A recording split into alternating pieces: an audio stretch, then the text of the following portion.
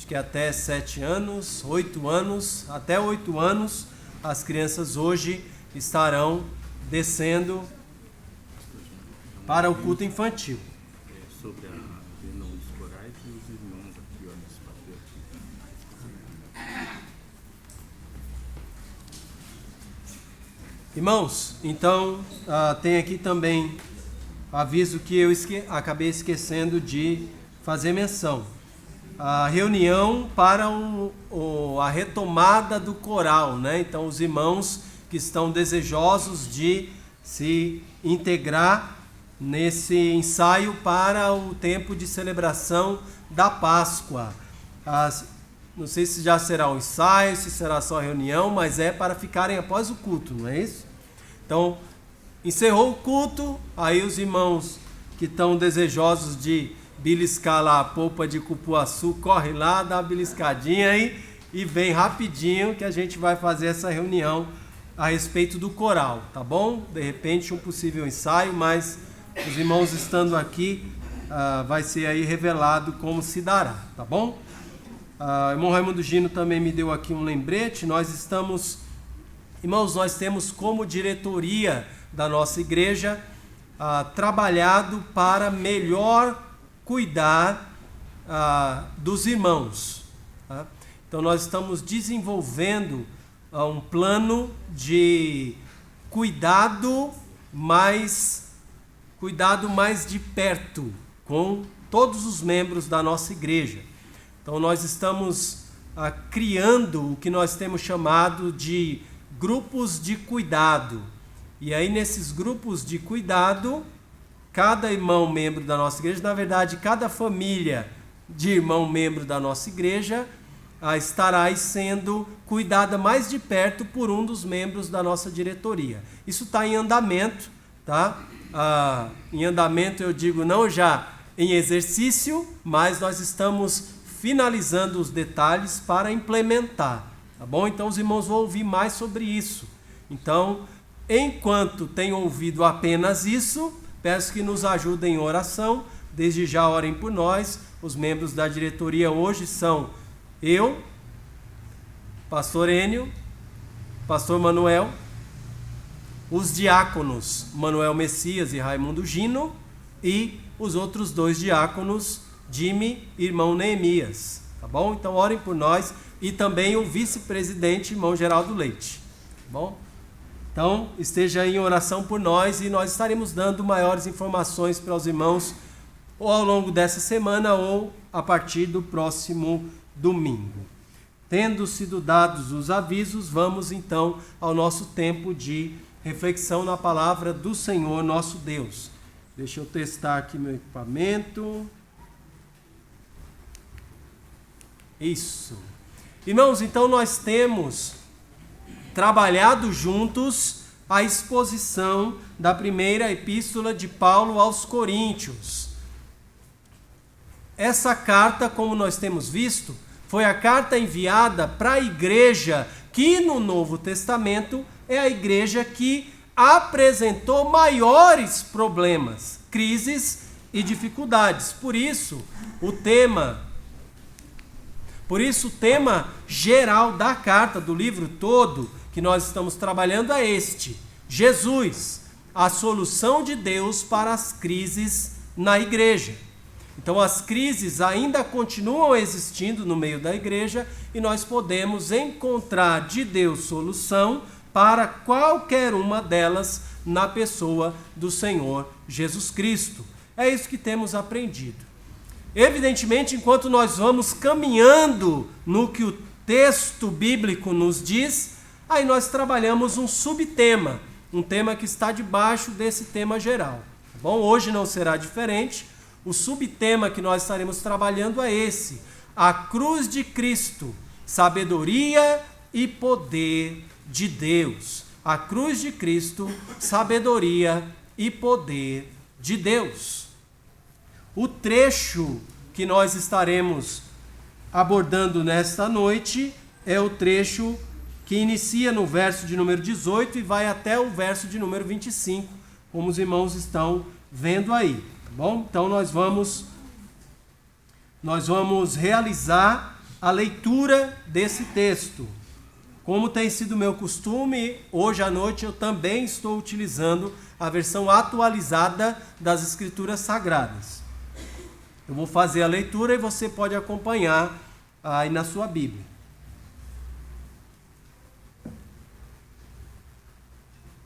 A partir do verso 18 até o verso 25, assim nos diz a palavra do Senhor, nosso Deus.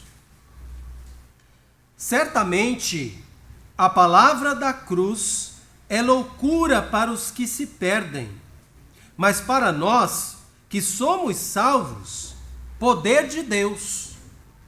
Pois está escrito: destruirei a sabedoria dos sábios e aniquilarei a inteligência dos instruídos. Onde está o sábio? Onde o escriba? Onde o inquiridor deste século? Porventura, não tornou Deus louca a sabedoria do mundo? Visto como, na sabedoria de Deus, o mundo não o conheceu por sua própria sabedoria, aprove a Deus salvar os que creem pela loucura da pregação. Porque tanto os judeus pedem sinais, como os gregos buscam sabedoria. Mas nós pregamos a Cristo crucificado, escândalo para os judeus, loucura para os gentios. Mas para os que foram chamados, tanto judeus como gregos, pregamos a Cristo, poder de Deus e sabedoria de Deus.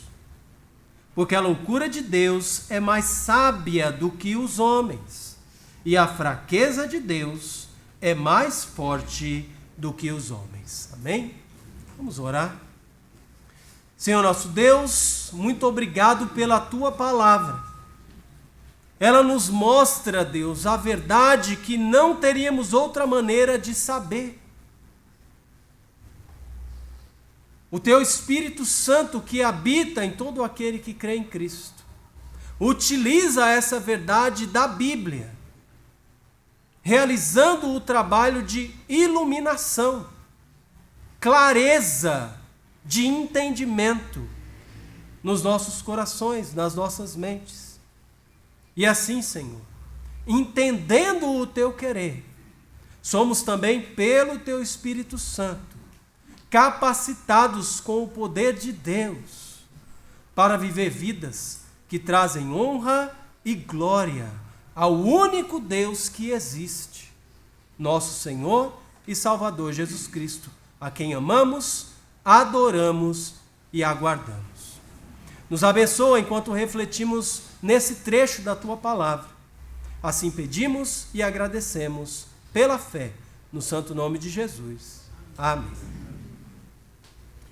Irmãos, o trecho que nós lemos necessita de algumas explicações antes de partirmos para as nossas reflexões propriamente ditas. Então eu vou passar a essas explicações. Se você acompanhou a leitura com atenção, você percebeu que o texto que nós lemos apresenta 3 grupos distintos naquilo que ele está mencionando. Tá? Um desses primeiros grupos foi os judeus. Apareceu aí no nosso texto. Por exemplo, verso 22. Tá? Os judeus eram quem?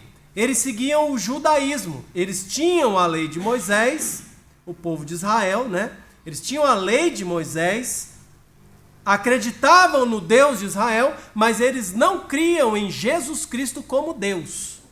Esses são os judeus que Paulo está fazendo menção aqui.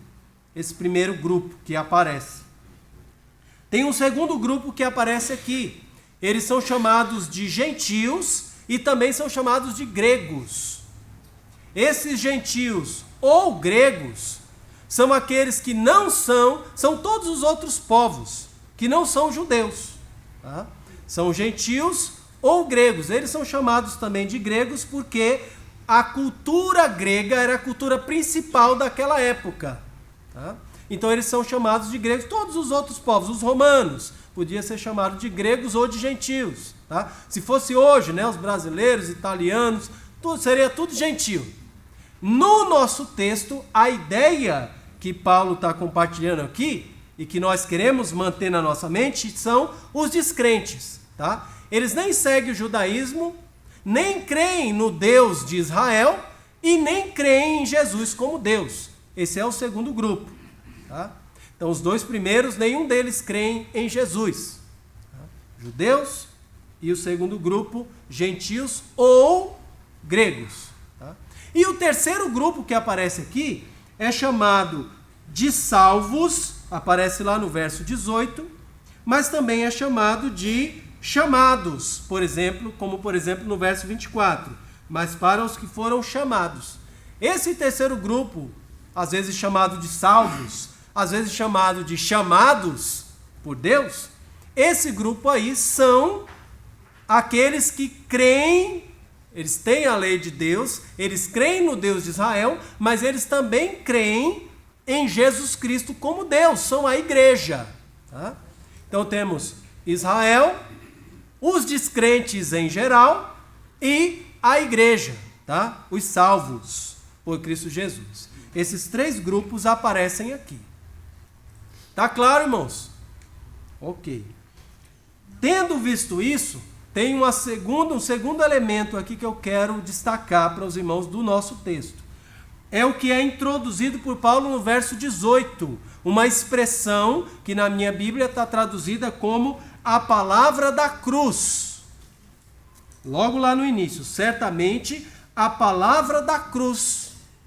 Essa expressão, a palavra da cruz, com ela, Paulo está fazendo referência à mensagem de Deus para os seres humanos, que é revelada na cruz de Jesus Cristo. Quando Jesus Cristo morreu na cruz, aquele fato de Jesus morrendo na cruz revelou para o mundo uma mensagem de Deus, tá? Que Paulo chama aqui, usando essa expressão, palavra da cruz. Então essa palavra da cruz nada mais é do que a mensagem vinda de Deus para o mundo, que foi revelada na morte do Senhor Jesus Cristo. Ok? Isso também é muito importante entender. Uma outra maneira de se referir a essa palavra da cruz seria o evangelho da salvação. Tá? É a mensagem de Deus que aparece na crucificação do Senhor Jesus Cristo. Por fim, uma terceira explicação, antes da gente ir para a nossa reflexão do texto, é a seguinte. Paulo, então, pegando a existência daqueles três grupos, judeus, descrentes em geral de qualquer nação, e a igreja, lembrando que a igreja também pode ser de qualquer nação, a diferença dela para os gentios é que eles creem em Deus, né? A igreja crê em Deus, crê em Jesus, tá? Então, Paulo pega esses três grupos diferentes e vai nos mostrar como esses três grupos, como cada um desses grupos recebeu essa palavra da cruz, essa mensagem de Deus, através do fato de Jesus pendurado lá na cruz do Calvário. Como é que essa mensagem de Deus chegou nesse primeiro grupo, o grupo dos judeus? Aqui nesse texto nós vemos que chegou para eles essa mensagem de Jesus na cruz, sendo Deus, como um escândalo. Veja aí no verso 23. Mas nós pregamos a Cristo crucificado, escândalo para os judeus. Tá? Por que a mensagem de Deus, a mensagem revelada de Deus, com Cristo na cruz, sendo Deus na cruz, por que isso foi um escândalo para os judeus? Os judeus receberam a lei do Senhor, o Antigo Testamento, né? Mais especificando aqui os primeiros livros aí, mas toda a parte do Antigo Testamento foi revelada para o povo de Israel, E lá, em um determinado local, foi ensinado que quem é pendurado no madeiro é amaldiçoado, é maldito. Tá? Se ele está pendurado, como por exemplo a cruz de madeira, né, não era a única maneira de pendurar alguém para castigar essa pessoa. Mas na época de Jesus, esse era o meio de tortura romano para alguém que tinha feito algo terrível. Tá? E os judeus concordavam que alguém pendurado no madeiro, no caso de Jesus pendurado na cruz, era maldito, tinha feito algo terrível e Deus havia amaldiçoado aquela pessoa. E como consequência dessa maldição de Deus, ele estava lá pendurado naquela cruz. Quando os judeus receberam isso, esse Jesus pendurado na cruz é Deus, o quê? O nosso Deus, o Deus de Israel, é um amaldiçoado? De jeito... Que é isso? Então, foi escândalo total para o povo judeu. A cruz de Jesus.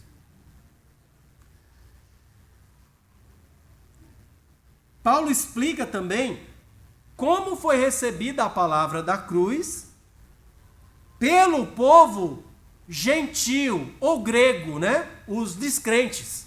Como é que eles receberam isso? Tá?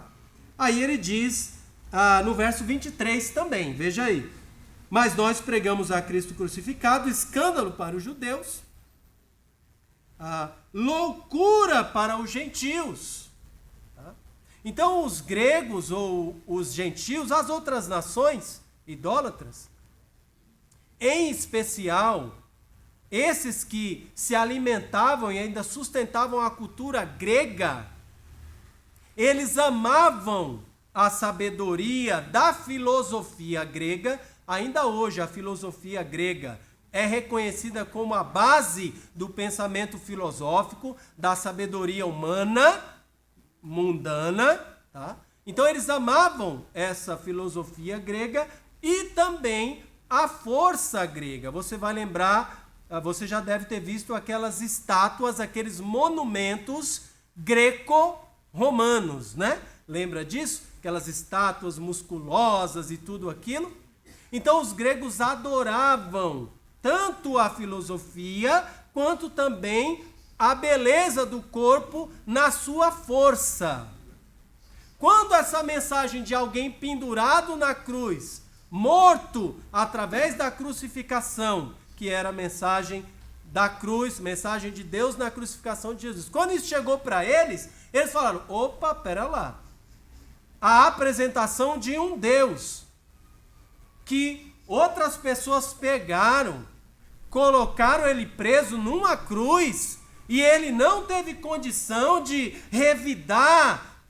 Na cultura greco-romana tinha os gladiadores, né? Aqueles que brigavam e lutavam para exibir a sua força. Rapaz, ele não fez como um gladiador e impediu as pessoas de colocar ele na cruz e de morrer? E esse camarada aí fraquinho que morreu pendurado na cruz, esse aí aqui é Deus? Rapaz, só se a gente estiver louco para acreditar e aceitar uma conversa dessa. Tá? Então Paulo mostra que para os gentios, essa palavra da cruz, essa mensagem de Deus, de que Jesus é Deus, anunciada na morte de Jesus na cruz, ela não foi bem recebida, né, pelos descrentes. Foi vista como loucura. Tá? E aí, o terceiro grupo, Paulo também explica como eles receberam essa palavra da cruz. Eles receberam, como diz o verso 24, eu vou pontuar, mas para os que foram chamados, esses são os mesmos que são chamados de salvos lá no verso 18, então, mas para os que foram chamados, estou no verso 24, tanto judeus como gregos, ou seja, seja do povo de Israel ou de qualquer outra nação, esses chamados, esses que creram, pregamos a Cristo, poder de Deus e sabedoria de Deus. Então, os que creram em Jesus, esses mesmo vendo Jesus na cruz, entenderam a mensagem de Deus para eles.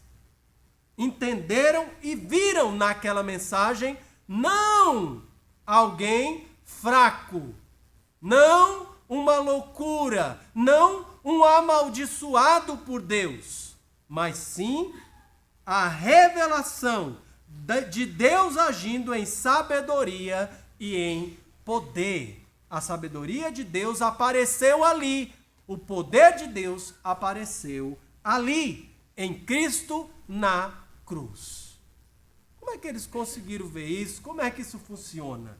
É isso que nós vamos procurar entender agora, enquanto refletimos nesses versos que nós acabamos de explicar, nesse texto que nós acabamos de explicar.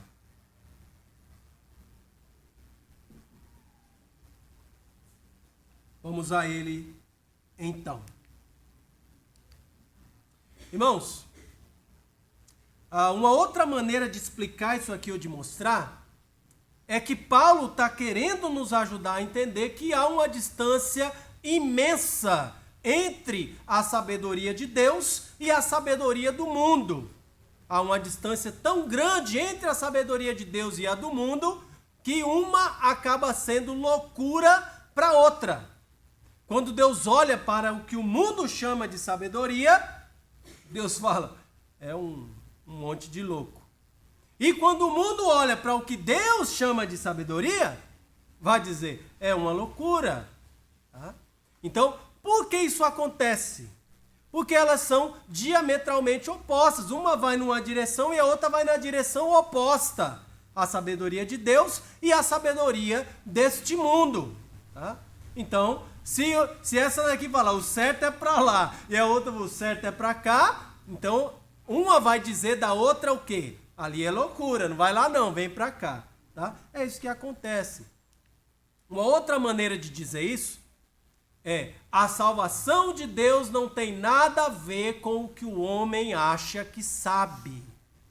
A salvação de Deus não tem nada a ver com o que o homem acha que sabe. Eu não sei se você reparou, mas o trecho que nós lemos, o assunto principal dele é salvação. A salvação de Deus. Dê uma olhadinha novamente no texto, veja o verso 21. Eu quero destacar, pontuar isso. Verso 21. Visto como, na sabedoria de Deus, o mundo não o conheceu por sua própria sabedoria, aprove a Deus, ou agradou a Deus, salvar os que creem pela loucura da pregação. O nosso texto aqui está falando de salvação. Deus salvando pessoas. Deus salvando seres humanos, homens e mulheres, jovens e crianças. Mas não através da sabedoria humana. Não através daquilo que o homem acha que sabe. Quando a gente fala daquilo que o homem acha que sabe, eu estou fazendo referência aqui àquela esperteza do ser humano. O ser humano se considera esperto. E numa audiência como essa aqui, se a gente estivesse em outro lugar, se eu perguntasse aqui, quem aqui é esperto? Talvez todo mundo ia levantar a mão, porque a gente quer ser esperto e a gente quer usar as ferramentas da esperteza humana, né? Da sabedoria humana. Mas veja só, nós vamos aprofundar um pouco mais essa ideia logo mais. Não só a sabedoria de Deus é revelada na cruz, mas também o poder de Deus. E da mesma maneira, o que Paulo está querendo que a gente entenda aqui é que há uma distância tão grande entre o poder de Deus e o poder do mundo, que um acaba sendo fraqueza para o outro. Isso aparece com total clareza no verso 25, quando ele diz, porque a loucura de Deus é mais sábia do que os homens, e a fraqueza de Deus é mais forte do que os homens. Então, o poder de Deus vai olhar para o poder do mundo como fraqueza. E o poder do mundo vai olhar para o poder de Deus como fraqueza também. Mesma semelhança do que acontece com a sabedoria. Outra maneira de dizer isso é: a salvação de Deus não tem nada a ver com o que o homem pensa que pode fazer.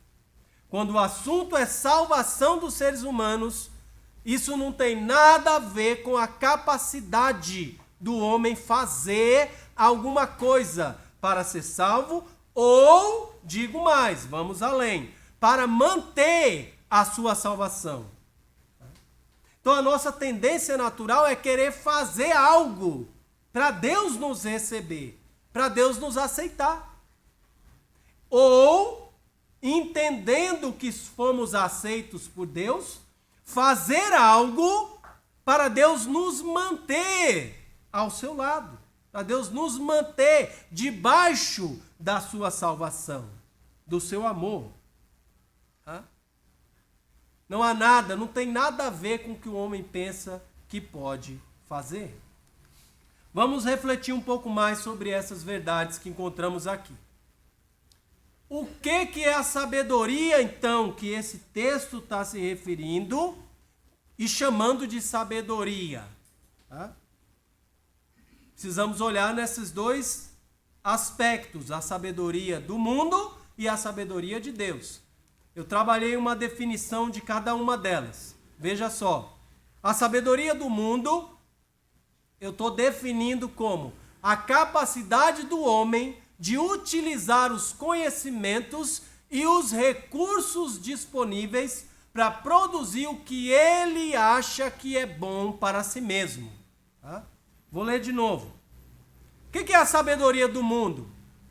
É o homem usando conhecimentos que ele tem, recursos que ele tem, para produzir o que ele acha que é bom para ele mesmo. Essa é a sabedoria do mundo. É a esperteza do mundo. Eu vou usar o que eu tenho para sair na vantagem, para conseguir o que eu quero. Daí a gente vê a sabedoria do mundo em exemplos como pessoas que disputam uma vaga num cargo político, não porque ele está interessado em ajudar a população que ele representa, não é verdade? Qual seria uma outra intenção para alguém disputar um cargo político? Você consegue imaginar? Conseguir algum tipo de benefício pessoal, conseguir algo para si mesmo. Então ele vai usar os conhecimentos que tem e os recursos disponíveis para se colocar em vantagem, o que ele acha que é bom. É aquela pessoa que descobre um jeito de sumiu a palavra, voltou, tá? Um jeito de sonegar os seus impostos. Aí diz: rapaz, achei uma brecha aqui, um negócio que eu vou fazer. Todo mundo fala: puxa, não tinha pensado nisso. Cara sabido, rapaz. Né? Uma sabedoria que descobriu um negócio que ninguém sabia. Não precisou pagar aquele imposto. Consegue passar no radar sem levar a multa.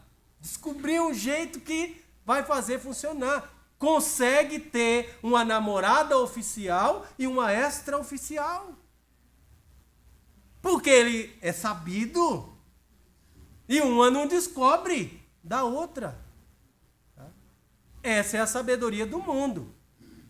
Tem um aplicativo, tem um jeito aqui, tem dois telefones, Pega os conhecimentos e os recursos e usa para o que ele acha que é bom para ele mesmo. Essa é a sabedoria do mundo. Qual a diferença então dessa sabedoria para a sabedoria de Deus que vemos revelada na cruz de Cristo? Essa do mundo não está lá na cruz de Cristo, tem nada a ver. Mas a de Deus sim. A sabedoria de Deus, a definição aí colocada, é a capacidade de Deus de utilizar os conhecimentos e os recursos disponíveis para produzir o que traz glória para Deus. Percebeu uma diferença nessas duas definições, né? Tem várias diferenças, eu quero destacar algumas, tá? Eu vou voltar aqui na sabedoria do mundo. Perceba que o alvo da sabedoria do mundo é realizar aquilo que o homem acha bom para si mesmo. Na sabedoria de Deus, o alvo é trazer glória para Deus. Não é fazer o que o homem acha que é bom, mas sim glorificar a Deus. É Deus agindo para glorificar a Ele mesmo. Essa é a sabedoria de Deus. Na sabedoria do mundo, o homem vai utilizar os conhecimentos que ele tem e os recursos que ele tem para fazer sua maracutaia, para dar o seu avanço do jeito que o mundo gosta e do jeito que o mundo sabe, tá? Só que os conhecimentos do mundo, os conhecimentos do homem são limitados, ninguém sabe tudo. E os recursos do ser humano também são limitados, ninguém dispõe de todos os recursos. Agora, na sabedoria de Deus, olha aí, Deus vai utilizar os conhecimentos e os recursos disponíveis para Deus. Quais são os conhecimentos disponíveis para Deus? Tudo, né? Não tem nada que Deus não sabe. Quais são os recursos que Deus pode usar para fazer uma coisa que Ele quer? Tudo, ilimitado. Então, os recursos são diferentes, o conhecimento é diferente e o alvo a conquistar é totalmente diferente. Por isso que a sabedoria de Deus, revelada na cruz, é de fato sabedoria verdadeira. Podemos fazer o mesmo tipo de reflexão a respeito do poder. Quando pensamos no poder do mundo, a definição que nos vem é a capacidade do homem de fazer valer a própria vontade humana, baseada na ilusão de superioridade que a pessoa tem pela posse de bens ou por uma autoridade humana. Então a pessoa tem muito dinheiro, ou recebeu algum tipo de posição de autoridade que outro homem deu para ele, e aí ele acha que por isso ele tem poder. Não passa de uma ilusão de superioridade. Ele acredita que é superior a todo mundo, porque ou ele tem muito dinheiro, ou ele tem uma posição de autoridade humana. Esse é o poder do mundo. Já o poder de Deus é a capacidade de Deus de fazer valer a sua própria vontade divina, baseada na realidade da superioridade de Deus pela sua condição divina. Ou seja, Deus é Deus. O poder de Deus é poder mesmo, porque Deus não tem limitação nenhuma.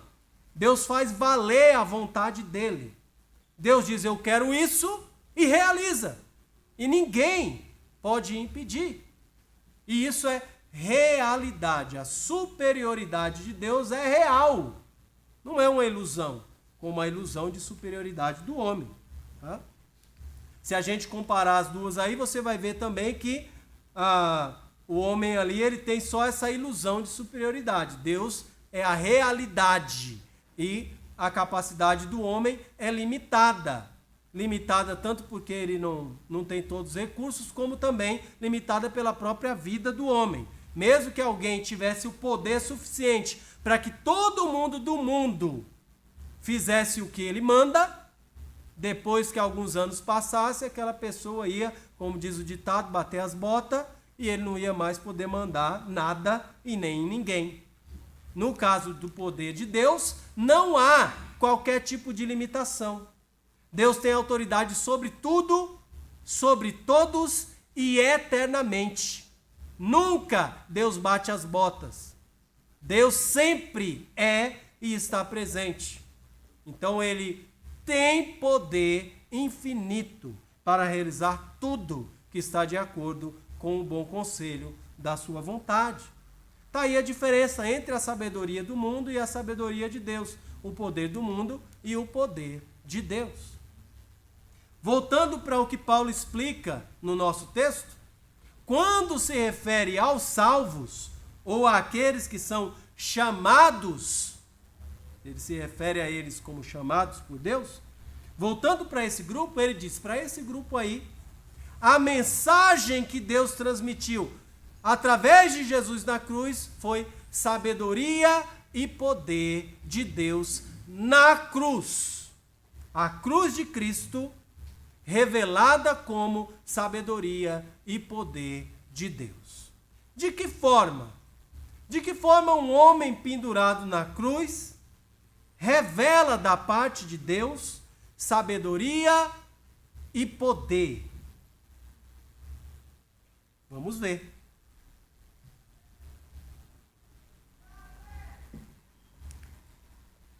Primeiro, no caráter substitutivo da cruz. Quando o crente, quando aquele que crê em Jesus olha para Jesus na cruz, ele não vê um incapaz pendurado na cruz, alguém fraco ou um amaldiçoado por Deus, de maneira nenhuma. Ele olha para Jesus na cruz e ele vê o seu substituto.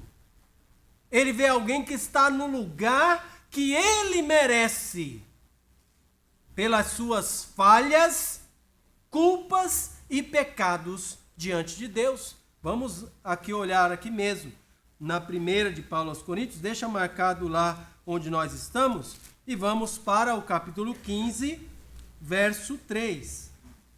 Perdão, é isso mesmo. A primeira de Paulo aos Coríntios, capítulo 15, verso 3.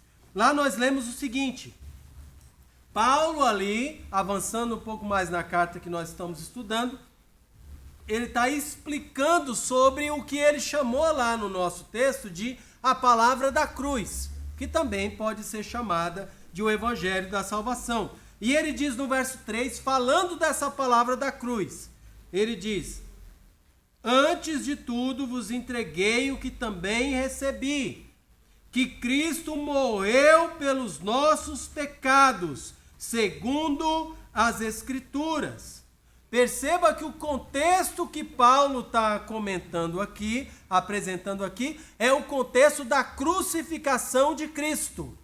Ele está dizendo, Cristo morreu, tá? Jesus morreu. Como foi que Jesus morreu? Quando foi que Jesus morreu? Lá no evento da cruz.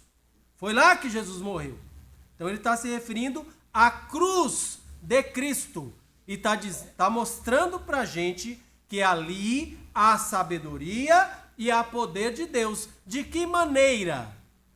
Em aqueles que creem nessa mensagem de Deus, poderem enxergar o que os judeus não foram capazes de enxergar. O que os descrentes não são capazes de enxergar. Mas que pela graça de Deus eles enxergam o substituto deles ali. O verso 3 aponta, Cristo morreu pelos nossos pecados. Então o Cristo pendurado na cruz, que para os judeus é um amaldiçoado, porque deve ter feito coisas terríveis, não. Ele não estava pendurado na cruz por ter feito coisas terríveis. Ele estava pendurado na cruz por outras pessoas terem feito coisas terríveis. E sabe o nome de uma dessas pessoas? Só olhar no RG, né, Marcos? Só olhar no RG. Tá? Sabe que coisas terríveis essas pessoas fizeram?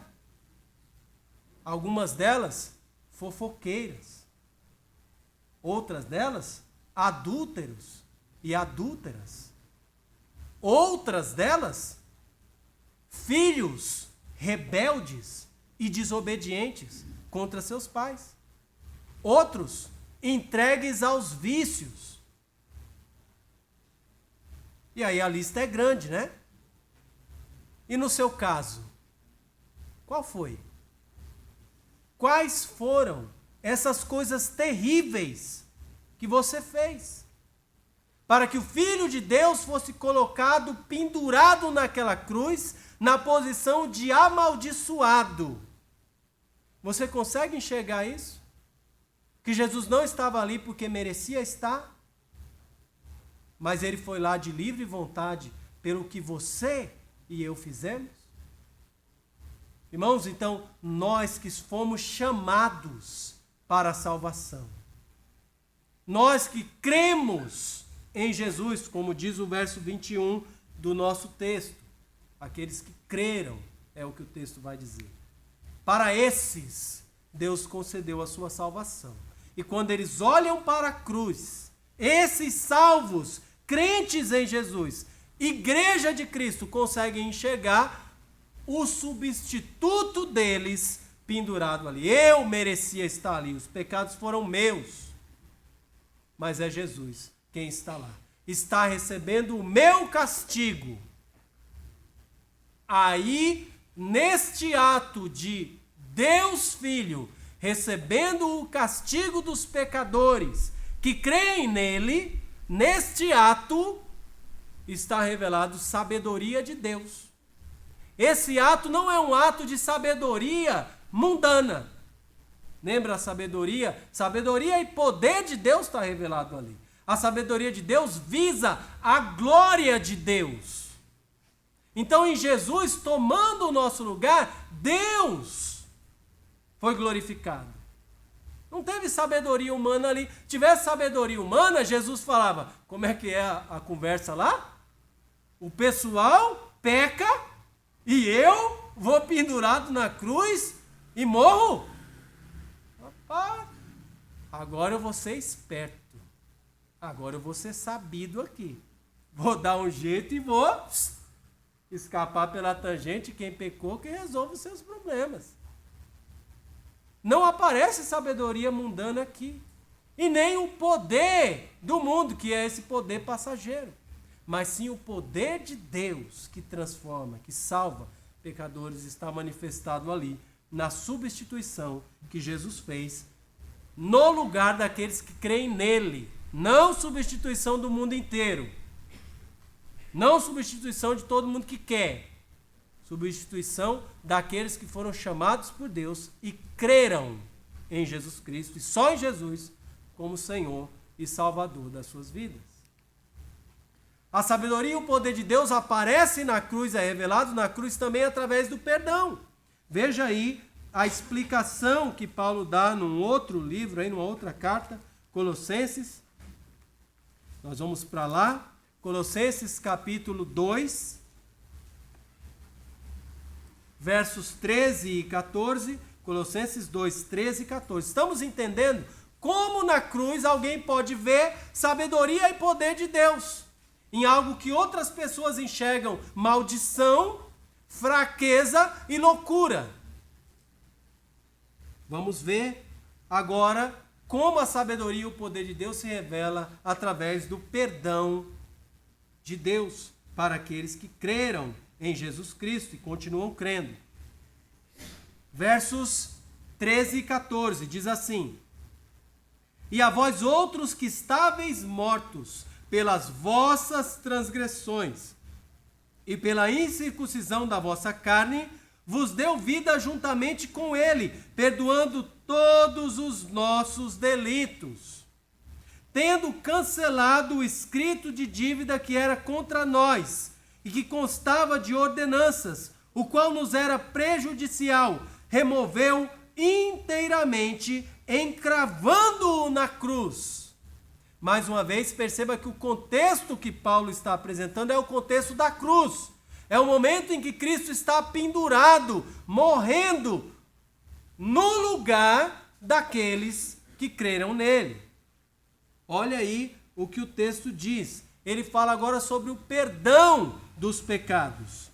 Ele diz isso no final do verso 13, perdoando não um, não dois, não a maioria, mas sim perdoando todos os nossos delitos. Aquilo que você estava aí com vergonha de pensar, espero eu, quando comentamos da substituição, porque foi o que levou Jesus para a cruz, o seu pecado, os seus, a sua multidão de pecados e a minha, foi isso que levou Jesus para a cruz. Enquanto você pensava neles, saiba que a cruz de Cristo revela a sabedoria e poder de Deus também através do perdão completo e integral de todos esses pecados. Então, se você se identificou quando eu disse filho rebelde, e você era aquele, poxa, se eu pudesse voltar, eu seria um filho diferente. Saiba que Deus, Jesus Cristo, perdoou completamente, a partir do momento que você creu nele, todos os seus pecados. concede perdão completo e integral. Do que você fez no passado, do que você está fazendo agora, e de qualquer pecado que você venha cometer, daqui até o dia do seu encontro com Jesus Cristo. Sim, você não deve procurar pecar, mas todos os pecados do crente em Jesus já foram cancelados. Está escrito aqui no texto que acabamos de ler. Perdoados. Cancelado o escrito de dívida. Não deve mais nada. Todo aquele que crê em Jesus. Está aí a sabedoria e o poder de Deus. Sabedoria porque isso glorifica a Deus. Esse ato produz a glória de Deus. Deus se agrada, é glorificado em homens e mulheres que têm o cancelamento dos seus pecados, que são perdoados por Ele. E o poder de Deus se revela nisso. Irmãos, você pensa que é fácil perdoar pecados? Será que alguém já pisou no seu pé? Será que você já precisou perdoar alguém que te ofendeu, que te agrediu? Se isso já aconteceu com você de verdade, eu posso dar testemunho que comigo já aconteceu várias vezes. Então, irmão, você vai saber que perdoar não é fácil. Mas sabe de uma coisa? Por maior que tenha sido a ofensa que alguém fez contra você, você é falho e pecador.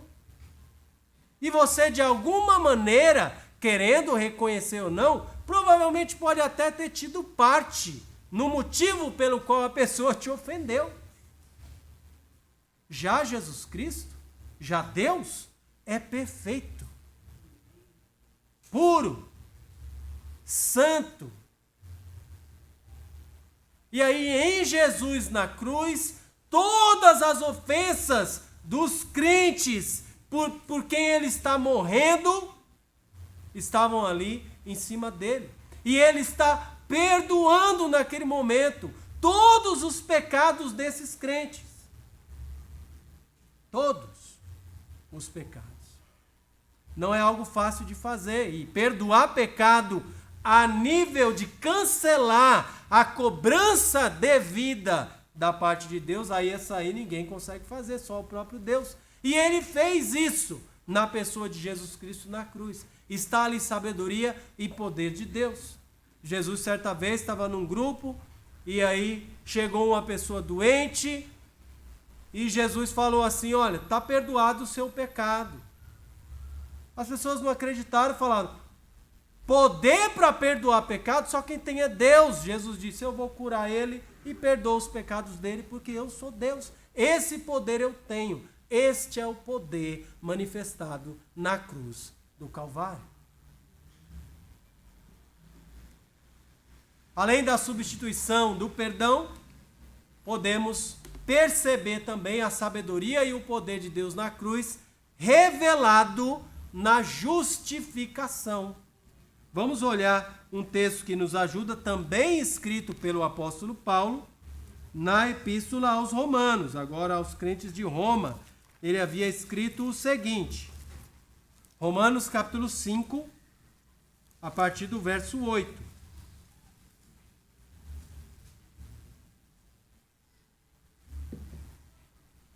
Veja que no que diz respeito à substituição, não há sabedoria e poder do mundo. A respeito do perdão, não há sabedoria e poder do mundo. Somente sabedoria e poder de Deus na cruz de Cristo. Quando o assunto é salvação, a cruz de Cristo é a questão. Romanos capítulo 5, versos de 8 a 11. Mas Deus prova o seu próprio amor para conosco, pelo fato de ter Cristo morrido por nós, sendo nós ainda pecadores. Perceba, ele está falando da morte de Cristo, o contexto também é a cruz. E aí ele diz, ele morreu por nós, sendo nós ainda pecadores. Nos deu esse perdão. Verso 9. Logo muito mais agora, sendo justificados pelo seu sangue. Quando é que o sangue de Jesus foi derramado? Exatamente no evento da cruz, da crucificação. Então, somos justificados pelo seu sangue. Isso aconteceu na cruz de Cristo. Seremos por ele salvos da ira. Verso 10. Porque se nós, quando inimigos, fomos reconciliados com Deus, mediante a morte de seu Filho, mais uma vez a menção da cruz, a morte de Jesus. Muito mais, estando já reconciliados, seremos salvos pela sua vida. E não apenas isto, mas também nos gloriamos em Deus, por nosso Senhor Jesus Cristo, por intermédio de quem recebemos agora a reconciliação. Então, irmãos, o que está sendo explicado aqui é que em Cristo, na cruz, o crente, o que crê em Jesus, enxerga a justificação. Pastor, eu não entendo muito bem o que é essa justificação. Olha, não é difícil de entender. Enquanto a substituição é Cristo recebendo o castigo que eu e você merecemos pelos nossos pecados, a justificação é o outro lado da moeda. Somos eu e você pecadores, recebendo a justiça de Jesus em nós, sendo aplicada a nós. Então aquilo que Jesus possuía de melhor, a justiça, 100% perfeito diante de Deus o Pai, isso foi aplicado para todo o que crê em Jesus, ali, na cruz do Calvário. Nós recebendo a justiça de Cristo. E aí Deus olhando para mim, com aquela multidão de pecados, e vendo a justiça de Jesus em mim. Não é uma mentira, Deus não está me vendo como justo. Deus está me vendo como justificado. Alguém que recebeu e abraçou a justiça de Cristo, não a minha.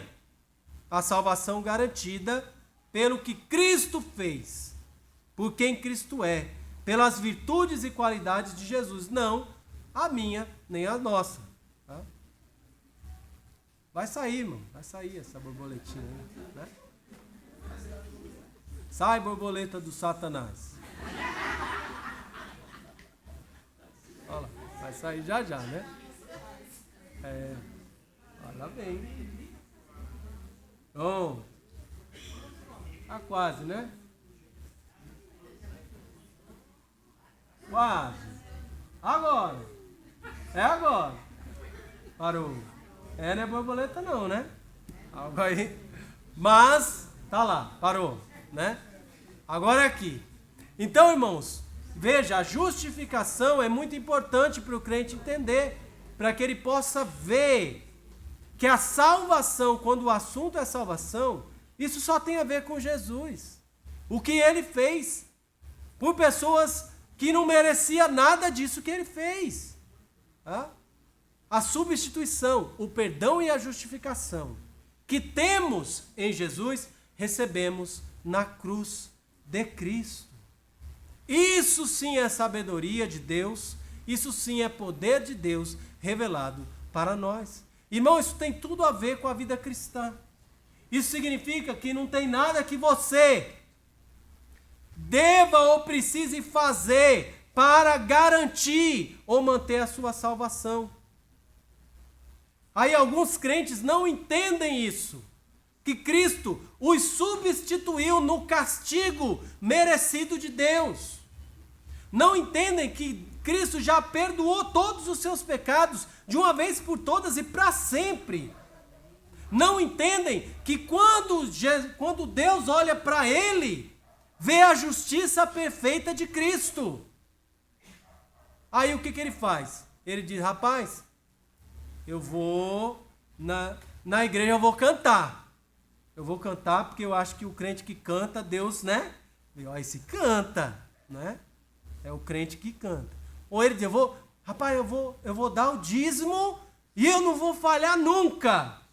Porque eu, dando o dízimo ali, ó, certinho, ainda dou uma oferta complementando, Rapaz, aí posso dormir tranquilo, porque agora eu dou o dízimo e eu vou para o culto e eu canto.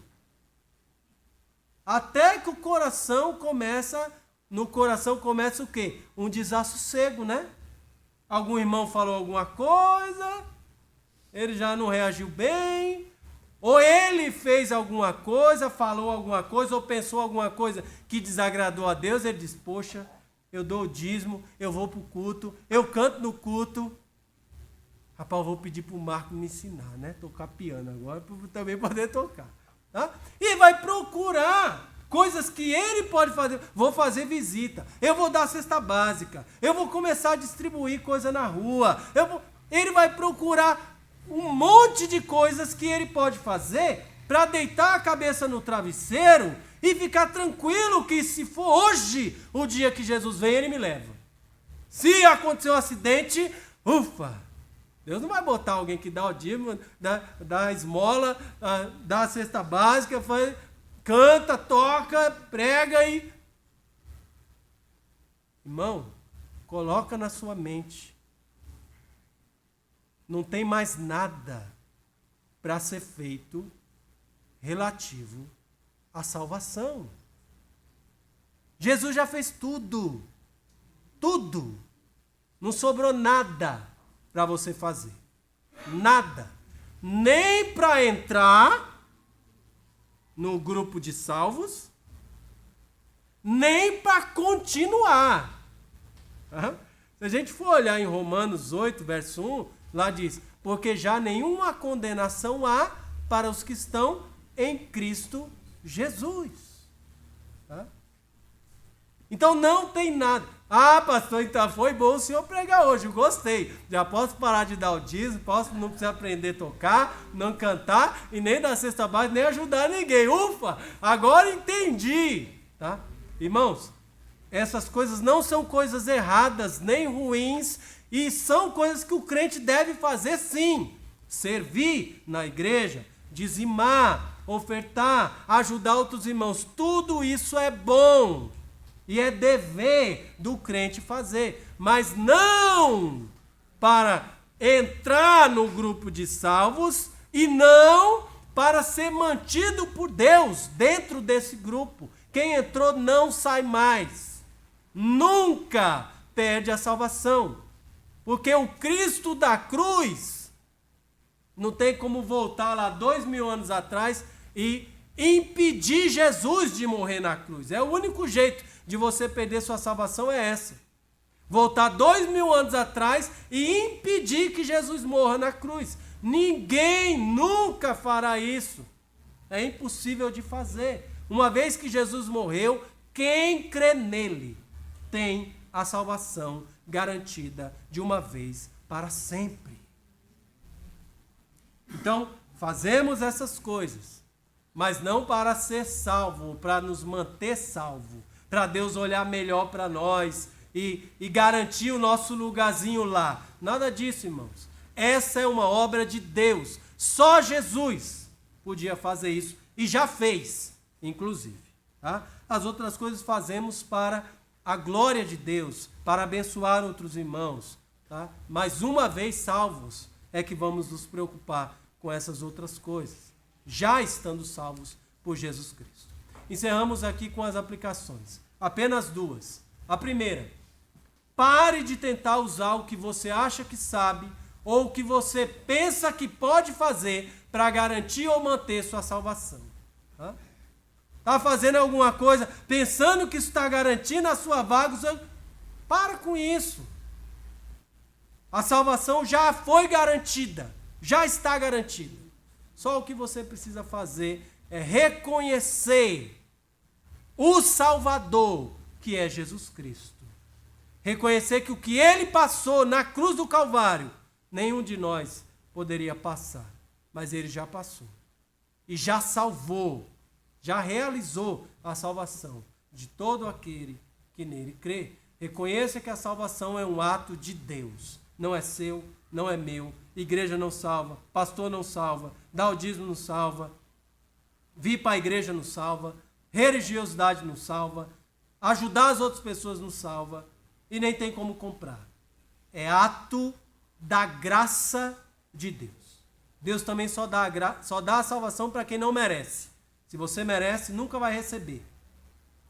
A partir do momento que você reconhecer que não merece, que é um miserável pecador, aí a graça de Deus pode te alcançar. Segunda aplicação. Agradeça a Deus por Ele demonstrar a sua sabedoria e poder salvador através da cruz de Cristo. Na cruz Deus demonstra a sabedoria e poder dele. Não essa sabedoria aí do mundo que não vale nada e nem esse poder do mundo que está aí hoje e amanhã não está mais. Sabedoria e poder de Deus revelada na cruz de Cristo. Se você reconhece isso, então arrependa-se dos seus pecados, arrependa-se de querer dar uma forcinha para Jesus, como se alguma coisa ainda tivesse pendente no assunto de salvação. Não há nada pendente, tudo foi consumado, foi realizado de maneira completa. E creia em Jesus, no que Ele já fez por você que crê nele na cruz do Calvário. Jesus então já consumou a salvação de todo aquele que nele crê. Amém? Curve sua cabeça, nós vamos orar e vamos encerrar esse nosso culto.